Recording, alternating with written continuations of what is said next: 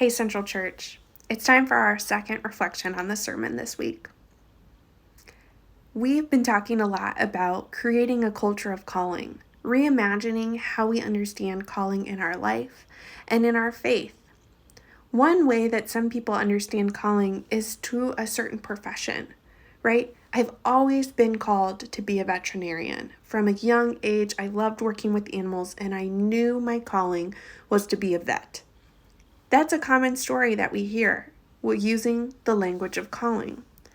But we have been kind of adjusting how we understand call to be something that happens throughout our life and in the midst of our relationships with God and each other. So I'm not going to say that you're not called to be a vet. However, if something got in the way of that dream, then you didn't miss your call. Your call can change and adapt throughout your life. And I think that's helpful to know. When I was reading our scripture for this past Sunday, I noticed this calling that Jesus calls out for his disciples to do, which is to teach, to share good news, and to cure illness and disease. And at first, it was really easy to associate each of those with certain professions. Being a teacher, being a broadcaster or a journalist, being a doctor or a nurse or a dentist.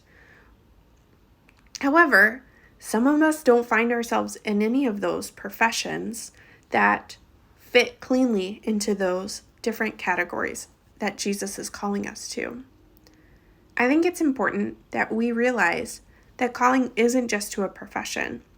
So even if you find yourself in a profession that doesn't fit cleanly one of those three things, that there are still ways we are teaching, sharing good news, curing illness and disease in our own life.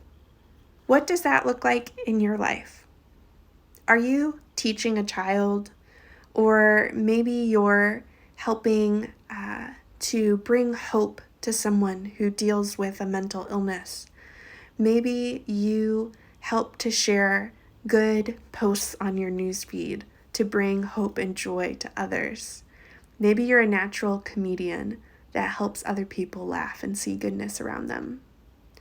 Perhaps you help call out injustice or help heal people who are dealing with homelessness through volunteer work.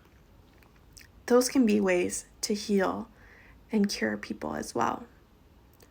Take a moment to think about some of these ways that we're called to teach, share good news, and cure illness and disease in your life, even if that isn't what you do day to day in your paid work.